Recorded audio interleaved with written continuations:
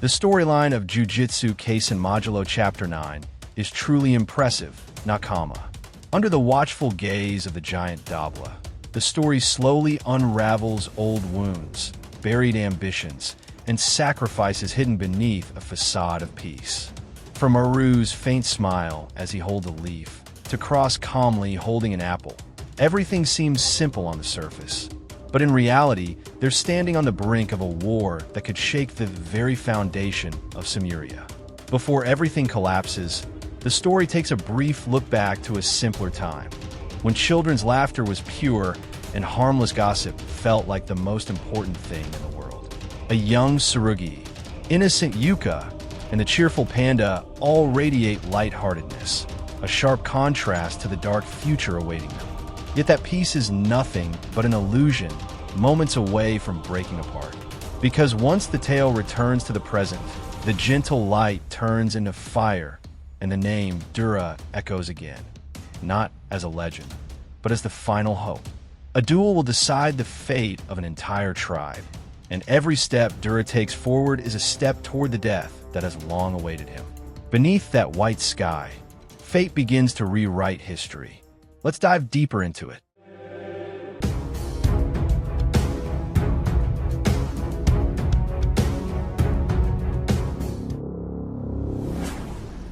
Oh yeah, so we can keep interacting and making the anime storytelling world even more fun together. Don't forget to subscribe, hit the like button, and drop your thoughts in the comments to keep the vibe going. Alright guys, let's jump straight into the discussion. Let's go. Chapter 9 of Jujutsu Kaisen Modulo, titled Durable Bobby D Magica Part 2, finally dropped. And wow, it starts off strong with a stunning colored spread. In it, Dola, now called Dura, stands tall in a pure white sky, a haunting symbol of death. Yet, strangely enough, the surrounding sky glows bright blue, giving the scene a surreal beauty. Maru smiles gently while holding a leaf, and Cross casually munches on an apple. But there's something eerie lurking nearby, a massive eye belonging to Dabura watching them from below, with the word "together with you" somewhere in this sky, written beneath it, setting a mysterious tone right from the start. Before diving deeper into the story, there's a brief 4-panel bonus from Jujutsu Kaisen Volume 30, a cute flashback showing little Tsurugi and Yuka as kids. On the left side, it says "Never mind Tsurugi," while on the right it says "Go Yuka." The tone is light and funny. Yuka overhears gossip from her friend who claims Tsurugi and Mizuho like each other, info supposedly coming from her own sister. Her friend warns her, "Don't tell anyone." But young Yuka, being adorably naive, thinks, "Well, she only said I can't tell anyone, so maybe I can tell someone else." Of course, she ends up spilling it to Panda, hugging him tightly while teasing that Tsurugi's brother is getting close to a girl named Mizuho. Later on, Yuka catches Tsurugi slacking off, reminding him it's his turn to clean the cursed storage room. Tsurugi panics. He totally forgot. As he starts cleaning, Panda suddenly asks, "So, what do you like about Mizuho?" completely catching Tsurugi off guard. He spins around, shocked to see Panda smirking mischievously. It's a nostalgic, heartwarming moment that instantly brings back memories for longtime fans and makes everyone miss Panda even more. Back to the main story, the first panel begins with the line, "In the midst of things seeming to improve, something begins to change." Here, the focus shifts toward understanding more about the Rummel tribe. For them, the third eye isn't just a mystical symbol. It's an essential organ, the source of a power known as Reloka, which functions much like cursed energy in their world. But it's not something to be used lightly. Crying with that eye releases immense pressure that can damage the brain or even cause death. The Rummel people have a sacred tradition. Only those who shed tears from their third eye when someone dies are considered pure mourners. Meanwhile, other tribes in the Samuria region only cry through their third eye at birth or death, never in between. Yet, just as peace seemed to be settling in after they completed building the Great Water Canal, a new tragedy erupts that throws everything into chaos. News spreads fast. The daughter of the Discount clan leader has been devoured by a creature called Kallian. Cross is shocked, insisting it's impossible, but Dura already understands the gravity of the situation.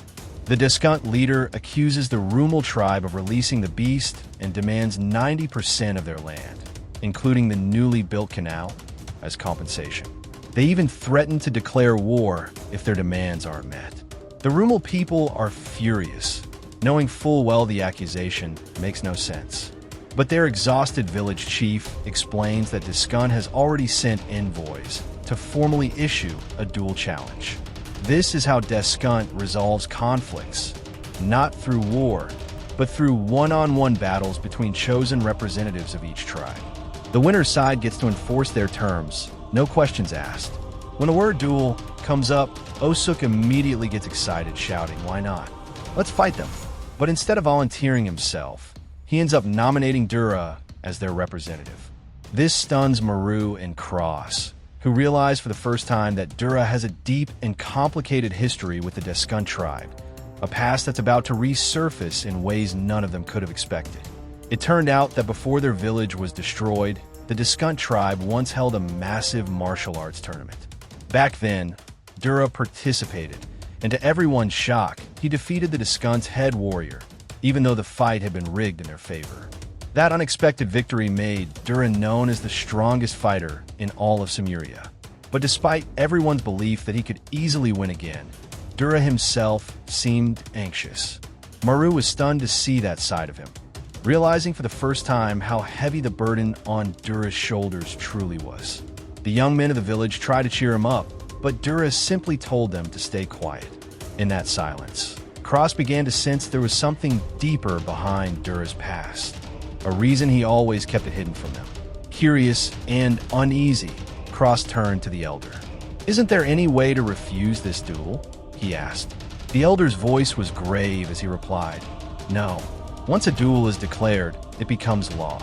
And from that moment, the story reached a breaking point, a clash where past, honor, and the future of the Rumal tribe all rested on Dura's shoulders. The Deskunt were infamous for their cruelty, especially toward those who failed to live up to their warrior standards. Refusing a duel from them was the same as asking for death. Cross knew that surrender or defiance would lead to the same outcome, destruction. Even so, he still thought that retaliation wasn't the right answer. But this time, refusing to fight could mean the complete annihilation of their people. In that suffocating silence, Dura finally stepped forward and said firmly, "Let me do it." And just like that, reality hit. The duel that would decide everyone's fate had begun. Cross watched with a trembling heart. The day he feared most had arrived. Standing before them was Deskunt's mightiest warrior, Dabura, a man said to be on par with fighters from the Namin tribe. The Rumal soldiers froze in fear. Their bodies stiffened, their breath halted, and even their minds went blank. From the crowd, Cross shouted hoarsely, panic lacing his voice, "Dura, run. They'll kill you. No one will blame you if you flee. You've done enough for us." But Dura only turned around, giving Cross a warm smile filled with calm and kindness. Then, he walked steadily into the arena. Facing Dabura, Dura greeted him gently. "It's been a while, Dabura. How's your little sister?" But Dabura stayed silent, lowering his head. In that instant, Dura understood Dabura's sister was being held hostage. With trembling eyes and a quiet voice, Dabura confessed, "Dura, what should I do? They're forcing me to fight until you die." Dura smiled softly. "It's all right. Don't worry. Winning or losing doesn't matter here." Yet before the duel began, Dura made one request. What he asked remains unknown, as the text in the panel was missing. But Dabura's firm nod showed his agreement. Then Dura turned toward the crowd and shouted with a voice that echoed across the arena, "Please, listen to me for a moment." The crowd fell silent. Not just the Rumal and Deskunt tribes, but people from other lands as well. "I know there's a wall between us, built from Rumal's distrust toward your kind. But the root of all this hatred isn't about religion or our differences. The war that happened 10 years ago wasn't a holy war. It was about Deskunt's ambition to seize the Mul mineral mines in Rumal's territory." His words sent shockwaves through the audience. The Deskunt leaders exchanged sharp, furious glances that could kill. But Dura continued, explaining that Mul was a rare mineral capable of transforming Reloka energy into various forms of power. Murmurs filled the stands. Many already knew Discunt's wealth came from that mining, but few dared to speak openly. Some whispered in agreement, while others hissed, "Shut up! Do you want to die saying that?" Still, Dura stood firm, undeterred by the hostile stares. His voice was steady but heartfelt. "I'm not here to blame anyone. That's not what this is about." His gaze swept across the faces before him. Fear, anger, and confusion all tangled together. But he knew this duel wasn't just about combat.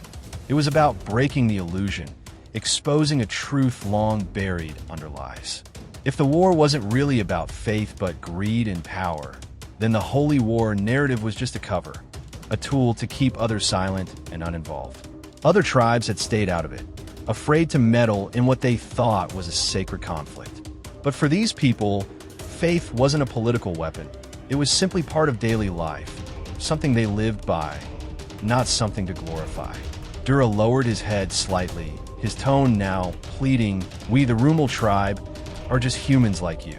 Please accept us as allies." Unfortunately, his heartfelt words were ignored. The Discunt chief gave a cold order for Dabura to begin the fight. Among the Rumal, fear spread like wildfire. Cross, Osuk, and Jabaloma all looked on in despair. But one couldn't hold back his emotions. Maru, burning with rage, he leapt into the arena and charged at Dabura without hesitation. Cross immediately shouted in anger, "Maru, stop! What are you doing?" But Maru, blinded by fury, yelled back, accusing Dabura of holding back. "You're not fighting seriously. What kind of warrior are you? You're insulting Dura." The scene then shifted. Dura's lifeless body lay on the ground, blood flowing beneath him. Dabura bowed his head, whispering apologies, saying he couldn't bring himself to harm his friend's face. And in that moment, Cross finally understood everything. He realized that Dura and Dabura had once been close friends, brothers in arms who had fought side by side before their tribes were torn apart. Dabura had never wanted the spotlight. Only Dura truly knew the depth of his strength. After Dura's death, the Rumal tribe gave her a peaceful farewell. They buried her beneath a blanket of flowers, as if wishing her soul eternal rest. But then, her third eye suddenly opened. Tears slipped out, hinting at grief that had yet to fade.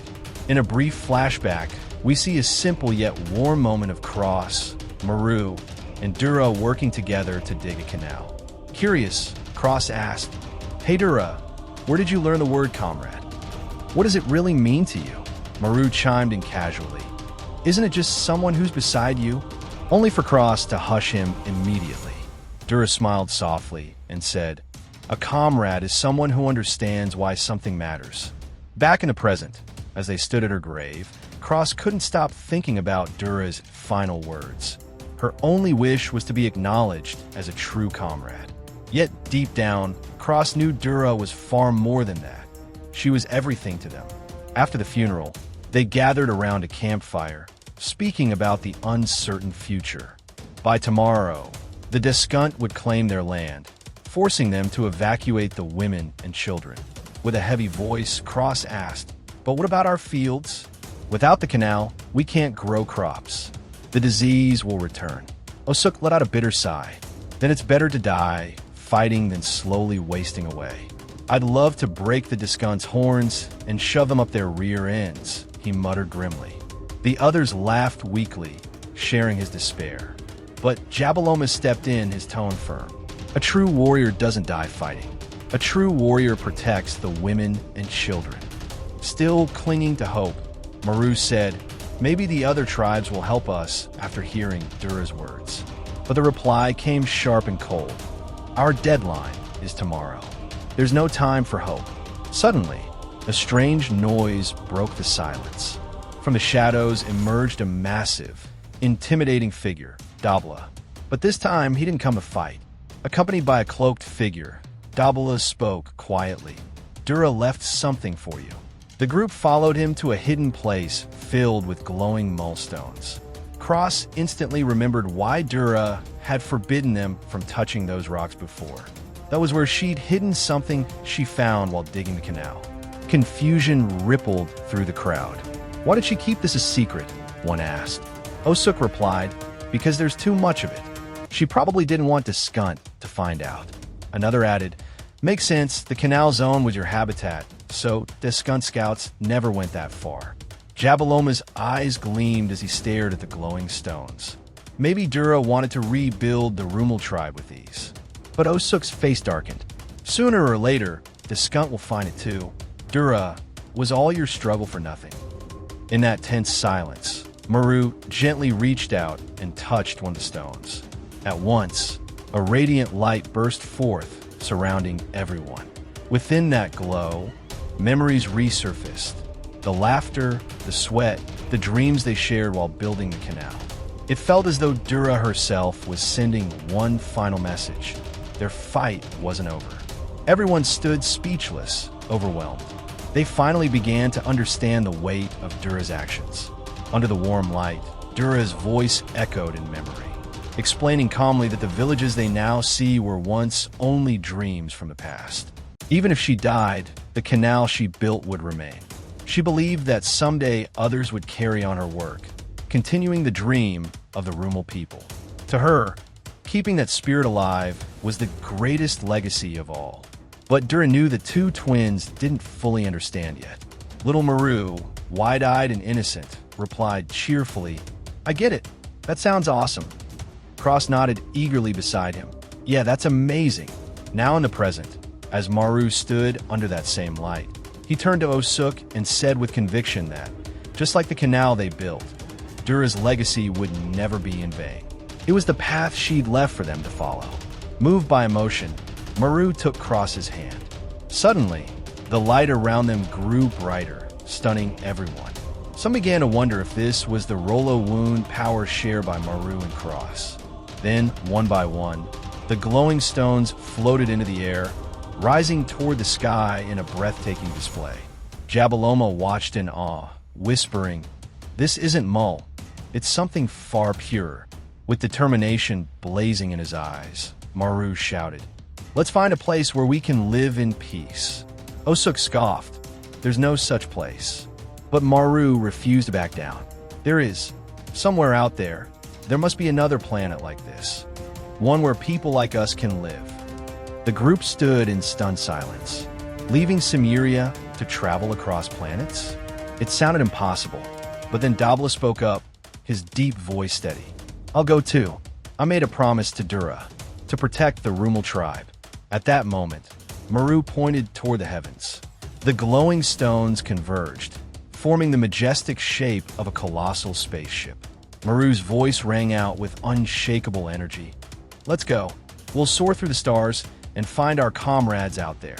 The final panel blazed with those words, marking the beginning of a new journey.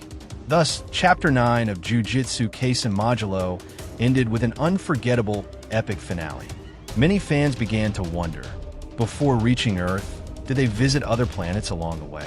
Interestingly, Dabura, whose power rivaled Sukuna's, turned out to have a kind heart.